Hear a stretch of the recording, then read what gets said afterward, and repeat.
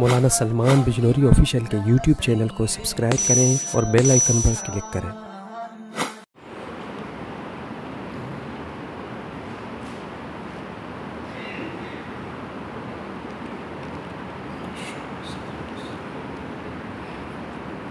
بسم اللہ الرحمن الرحیم۔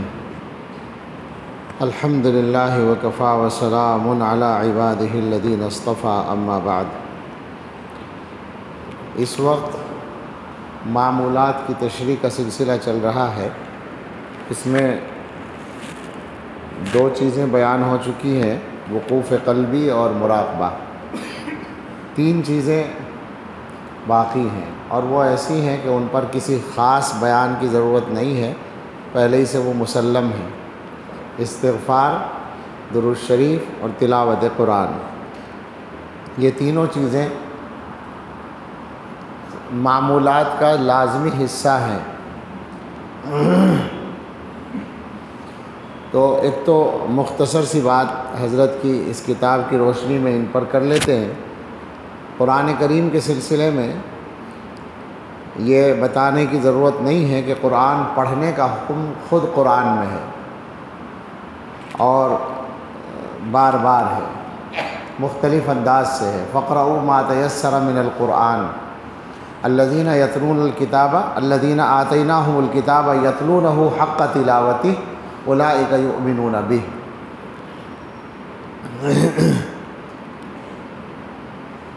اور احادیث میں تو چاہے جتنا آپ دیکھ لیں، ایک حدیث نقل کی حضرت نے کہ رسول اللہ صلی اللہ علیہ وسلم نے ایک صحابی کو نصیحت کی، اوصیک بتقوی اللہ فإنہ رأس الامر کلہ، میں تمہیں اللہ کے تقوی کی وصیت کرتا ہوں کیونکہ وہ تمام معاملات کی بنیاد ہے۔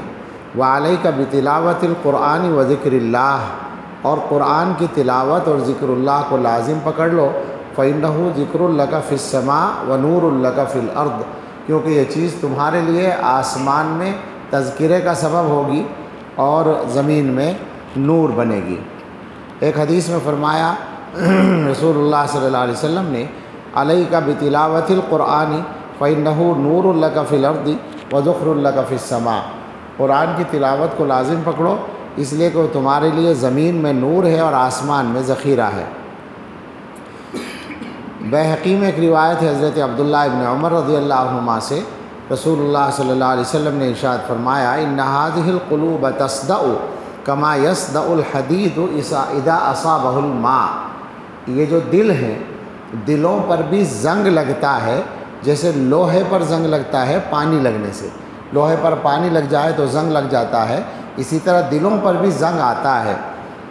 قیل یا رسول اللہ وما جلاؤها، پوچھا کہ یا رسول اللہ دلوں کو صاف کرنے کا طریقہ کیا ہے؟ آپ نے فرمایا، کثرت ذکر الموت و تلاوت القرآن، زیادہ موت کو یاد کرنا اور زیادہ تلاوت کرنا۔ امام ابو داؤد نے ایک روایت نقل کی ہے، حضرت عبداللہ ابن عمرو ابن عاص رضی اللہ عنہما سے روایت ہے، فرماتے ہیں کہ رسول اللہ صلی اللہ علیہ وسلم نے ارشاد فرمایا، من قام بعشر آیات لم یکتب من الغافلین، جو آدمی کھڑے ہو کر یعنی نفلوں میں 10 آیتیں پڑھے، اس کو غافلوں میں نہیں لکھا جائے گا، یعنی اللہ تعالیٰ غافلوں کی فہرست سے اس کا نام نکال دیں گے۔ ومن قام بمئۃ آیۃ کتب من القانتین، اور جو 100 آیتیں پڑھے گا نفلوں میں وہ عبادت گزاروں میں شمار ہوگا۔ اور ومن قام بألف آیۃ کتب من المقنطرین، اور جو 1000 آیتیں پڑھے گا وہ خزانے کے ڈھیر لگانے والوں میں شمار ہوگا۔ حضرت عبداللہ ابن عمر رضی اللہ عنہ کی ایک روایت میں، طویل روایت ہے، اس میں یہ ٹکڑا بھی ہے کہ حضور علیہ الصلاۃ والسلام نے فرمایا، اقرأ القرآن فی کل شہر، ہر مہینے میں ایک قرآن پڑھ لو، یعنی کم از کم ایک مہینے میں ایک قرآن ضرور ہو جانا چاہیے۔ ہمارے حضرت بھی عام طور پر یہی کہتے ہیں کہ روزانہ ایک پارہ، حافظ لوگ تو لازمی طور پر ایک پارہ تلاوت کر لیں۔ عام طور پر یہ ہوتا ہے اس معاملے میں کہ ہم لوگ ایک پارے کو کم سمجھتے ہیں اور ارادہ کرتے ہیں زیادہ پڑھنے کا، پھر ایک بھی نہیں پڑھا جاتا۔ یہ عام بیماری ہے کسی بھی کام کے کرنے کے سلسلے میں کہ ہم کم مقدار کو قلیل سمجھ کر نہیں کرتے اور زیادہ کا ارادہ کرتے ہیں وہ زیادہ کے چکر میں تھوڑا بھی نہیں ہوتا۔ آپ اگر غور کریں گے تو پتہ چلے گا کہ روزانہ ایک پارے کی پابندی اگر کر لی جائے تو سال میں 12 قرآن ہوتے ہیں۔ اگر رمضان میں بھی ایک ہی چلتا رہے، اور رمضان میں یقیناً زیادہ ہو جائے گا تو وہ زیادہ ہو ہی جائے گا، لیکن کم از کم 12 قرآن تو ہو ہی جائیں گے۔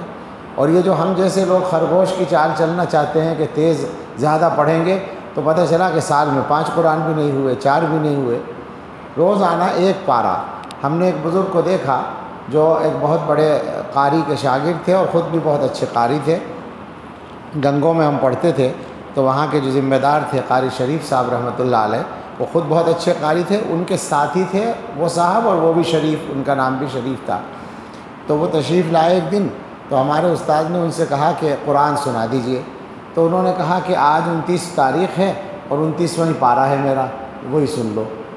تو ان کا معمول یہ تھا کہ چاند کی تاریخ کے اعتبار سے قرآن پڑھتے رہتے تھے، روزانہ پہلی تاریخ کو پہلا پارہ، دوسری تاریخ کو دوسرا پارہ۔ اب اگر 29 کا چاند ہو گیا تو اگلے دن 2 پارے پڑھ لیے، ایک 30واں اور ایک پہلا۔ 30 کا چاند ہو گیا تو ترتیب چلتی رہتی تھی۔ تو قرآن کریم کی فضیلت پر تو آپ جتنے چاہے دلائل لے لیں، اس کی گویا بیان کرنے سے عاجز آ جائے گا آدمی، لیکن قرآن کے فضائل ختم نہیں ہوں گے۔ حضرت نے کافی تفصیل سے اس کو لکھا ہے۔ دوسری چیز ہے استغفار۔ روزانہ کم از کم صبح شام 100 مرتبہ استغفار کرے آدمی۔ استغفار کا مطلب ہے اللہ سے مغفرت طلب کرنا، معافی طلب کرنا، توبہ کرنا، آئندہ کے لیے گناہ چھوڑنے کا پکا ارادہ کرنا، گزشتہ گناہوں پر نادم ہونا، اور اگر پہلے کی تلافی ممکن ہے تو وہ بھی کرنا۔ فرماتے ہیں حضرت کہ سلسلہ نقشبندیہ میں ہدایت کی جاتی ہے کہ روزانہ صبح شام 100 مرتبہ استغفار پڑھیں۔ استغفر اللہ ربی من کل ذنب واتوب الیہ۔ صرف تسبیح پڑھ دینا کافی نہیں ہے، بلکہ یہ کلمات کہتے ہوئے دل میں ندامت ہو اور چہرے پر غم کے آثار ہوں، یعنی کیفیت بنی ہوئی ہو۔ جیسا کہ حضور علیہ السلام نے فرمایا کہ اگر تم رونا نہ آئے تو رونے جیسی شکل ہی بنا لو، ان لم تبکوا فتباکوا۔ شیخ الاسلام فتباکوا، شیخ الاسلام حضرت مولانا سید حسین احمد مدنی رحمۃ اللہ علیہ کے حالات زندگی میں ان کا استغفار کرنے کا طریقہ لکھا ہے کہ تہجد کے بعد فجر کی نماز سے پہلے جب استغفار کی تسبیح کرتے تو مصلی پر بیٹھ جاتے، تسبیح ہاتھ میں لے لیتے، رومال نکال کر آگے رکھ لیتے۔ استغفار کی تسبیح کرنے کے دوران آنکھوں سے آنسوؤں کی لڑیاں مسلسل جاری رہتی اور ان کو رومال سے صاف کرتے جاتے۔ توبہ کی، سچی توبہ کی شرائط میں سب جانتے ہیں 3 چیزیں ہیں: اس گناہ کو چھوڑ دے، اور اس گناہ پر دل سے ندامت ہو، اور آئندہ پکا ارادہ نہ کرنے کا ہو۔ یہ کیفیت دل کی پیدا کر کے پھر آدمی استغفار کرے۔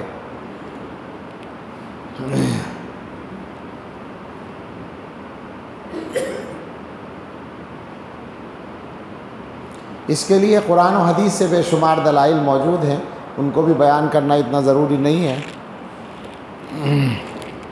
قرآن مجید کے دلائل بھی حضرت نے بیان کیے ہیں اور احادیث کے دلائل بھی بیان کیے ہیں۔ قرآن میں حکم ہے استغفار کرنے کا، اور قرآن میں فائدہ بیان کیا گیا ہے استغفار کرنے کا۔ برکتیں آتی ہیں، رزق میں بھی برکت آتی ہے، کاروبار میں برکت آتی ہے، اور اولاد میں برکت آتی ہے۔ ایک حدیث تو سنی لیجئے، حضرت ابن عباس رضی اللہ عنہما سے روایت ہے، وہ فرماتے ہیں کہ رسول اللہ صلی اللہ علیہ وسلم نے ارشاد فرمایا، من لزم الاستغفار، جو آدمی استغفار کو لازم پکڑ لے یعنی پابندی سے کرے، جعل اللہ لہ من کل ہم فرجا، اللہ تعالیٰ اس کے لیے ہر غم سے نکلنے کا راستہ، ہر غم سے چھٹکارا، ومن کل ضیق مخرجا، اور ہر تنگی سے نکلنے کا راستہ بنا دیتے ہیں، ورزقہ من حیث لا یحتسب، اور اس کو ایسی جگہ سے، ایسے راستوں سے رزق دیتے ہیں جہاں اس کو گمان بھی نہیں ہوتا۔ استغفار جتنا زیادہ پڑھیں گے اتنی زیادہ برکتیں آپ کو زندگی میں نظر آئیں گی، اس کا خاص خیال کریں۔ 100 مرتبہ تو کم سے کم کہا جاتا ہے، ورنہ تو ہم جیسے گناہ گاروں کو تو شاید ہر وقت استغفار ہی کرتے رہنا چاہیے، لیکن اگر علماء کرام 500 مرتبہ 1000 مرتبہ پڑھ لیں تو کوئی حرج نہیں ہے۔